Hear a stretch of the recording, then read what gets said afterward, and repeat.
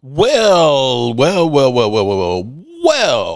hello, good people. Mark Holmes here, and as always, I want to say thank you all for watching, commenting, subscribing, and being part of the Joe Boo Sports Report. Without you guys, as well as you ladies, you know that this literally does not work. I got to tell you something here that's really kind of cool, okay? I don't usually go through to try and pump up other people and things like that, but Mike Fisher has evolved what he's doing. I actually got a text message. I was on a text screen about a week or so ago about how his platform was changing, evolving, and all that, and to subscribe basically onto their mail list. And I did, and so I ended up getting emails from, Mike Fisher's and, Fish Sports and everything else. And I'm going to say it's actually pretty good because I just got one from him just a few minutes ago, and this would be great news if it is, in fact, true. Mike and Jerry Jones meet privately for 4-hour late-night Cowboys talk is the headline, dated August 8th. So at first I looked at this, I was like, is this from before? Jerry and Micah met for over 4 hours Wednesday night. It seems Cowboy conversations have started again. Report. I'm going to read to you. I literally just got this, okay?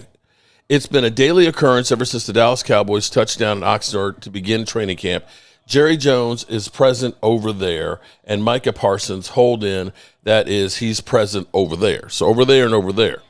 Between then, stubbornness ruled, but at least they were in attendance while the contract extension, during their contract extension, despite boiling over to the point at which Micah demanded a trade. But that changed on Thursday after a report major changed on Wednesday night. Now, it was first reported that Micah Parsons was not at practice and that Jerry Jones wasn't being seen for. But then I thought they said that he was at practice. So I thought, okay, that's a done deal when I did an earlier video. Evidently, it's being reported that he was not at practice for the first time. Going through with Mike Fisher's article. On Thursday, both were glaring absentees from the session in Oxnard.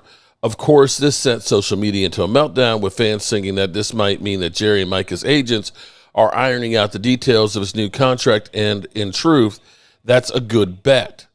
But we're told the Thursday double absence was just a coincidence. What about that before, however?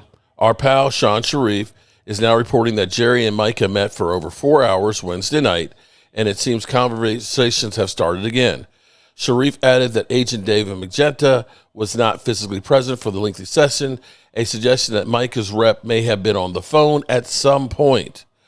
We do know that Parsons is still at camp. He would incur a $50,000 per day fine if he were to leave now. And we know that while Micah's trade me demand was real, his love of the star is real too.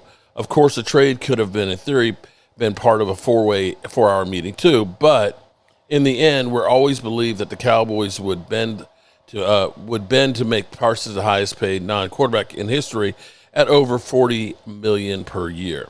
Meanwhile, Dak Prescott is expressing some level of positivity here. I'm going to be optimistic, and 11 is a Cowboy, he said. I've got faith in the Joneses and as a team, as I do with Mike on the team. Okay, so this is based on Sean Sharif's report. So I actually missed Sean Sharif. So shout out to Sean Sharif on 105.3 The Fan. And here's where I was going through and I was listening to the whole Dak Prescott press conference. And this is what you wanted to avoid in training camp is that all the questions. This is a 25-minute interview, and 50% of it is Micah Parsons and his contract and how you dealt with it. And then, of course, the first question was, how's Joe Milton look? Let's listen to a little bit of this here. I've always loved this game. Having two older brothers, 5 and 6 years older than me, I couldn't tell you the first time that I put a ball in my hand or had a ball. Always loved this game. It's always given me a piece that's hard to compare to. I'll never forget, I guess, going to my brother's first varsity game, and watching the Halton Buccaneers versus the Captain Shreve Gators, and I felt like I was watching the Tampa Bay Bucks versus the Green Bay Packers just based on the colors and the uniforms. And that may be one of those moments like, yeah, this is what I want to do, and this is what I want to do for forever. But outside of that one particular moment, it's been a love that is unexplainable, that I'm blessed, and just want to make sure that I'm using this game to inspire and to give other people everything that is given me. Dak, how did you deal with Jerry and Steven when they tried to engage on contract stuff? Did you just say, give him the Heisman? Did you tell them, did you engage? Yes, to an extent. I can't say that, and they both will tell you the same. I never engaged in numbers. But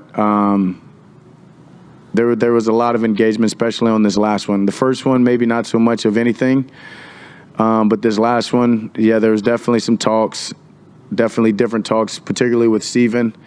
And they were great talks. They were phenomenal talks. Honestly, don't know if I do resign if we don't have those conversations. And it was much more than it was the numbers. So that's why those conversations were needed. And yeah, thankful that we got to that position, honestly. And I don't know if we would have without the contract being in the being up in the air. But what that did is allow us to grow closer and actually create a relationship that's only just been built more and more and more. And so there's ways to go about different things. And for me, yeah, it was necessary to have conversations, but it wasn't about the exact numbers or anything like that. And they knew that I wouldn't have those conversations with them. Was it because they knew you were just going to say talk to Tyler? To an extent. Yeah, to an extent. I mean, I think you should trust your representation, and that's what they're there for. Simple as that. And don't want to talk about somebody else's situation, but I just think you do. You have to trust your representation, and I think 11's doing that.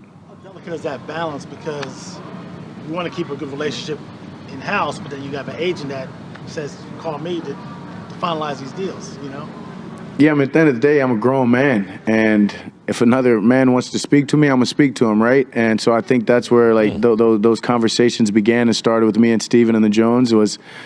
There were some conversations that needed to happen outside of the numbers and outside of the contract and the language, and whether it be about the building, whatever it may be. I wasn't going to say, hey, no, I don't want to talk to you. Yeah, I'm down to talk, but you can have a lot of conversations and even progress without talking about the exact numbers or even getting into numbers. And so, yeah, it's a balance, but when both parties understand that, hey, we're not even going to go down that road, a lot of things can be handled and talked. Real quickly, is there a balance? Because a lot of players are showing support for Micah. Certainly, a couple guys changed their Twitter profile pics to Micah, and certainly you voiced support for Micah. How do you balance, supporting your teammate, but not coming across against the front office, so to speak? You know what I'm saying? How do you balance it? Is it good that players are supporting their teammate? Yeah, it's great. Players are supporting their teammate. That's a necessity if you believe in that teammate, And so I'm glad that those guys are. And I don't think it's a knock at anyways to the front office. It's a business, and they see things. They have to make decisions. The same guys are the ones that the front office, right, are, they make the final decisions on all of us. So I don't think just because you're supporting a teammate and you're speaking up for your brother, that means you're saying hell to your parents. You know what I mean? So I think there's a way that showing brotherly love and support for a teammate is just solely that.